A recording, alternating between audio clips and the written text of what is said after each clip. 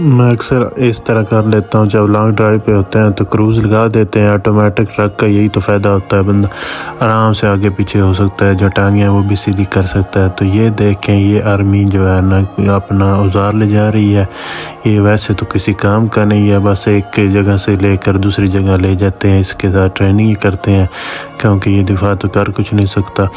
اب یہ دیکھیں آگے اتنے ٹرک آ رہے ہیں، آج اس طرح لگ رہا ہے کہ دنیا جہاں کے ٹرک کسی پہ آ گئی، اتنی ٹریفک زیادہ آئی، ہم بہت زیادہ لیٹ ہو جائیں گے کیونکہ آج ٹریفک بہت زیادہ ہے۔ آپ دیکھ سکتے ہیں کہ آپ اگر اس 1 منٹ کے اندر آپ اگر کاؤنٹ کریں تو یہ کوئی 50 سے زیادہ جو ٹرک جو ہیں وہ گزر رہے ہوں گے۔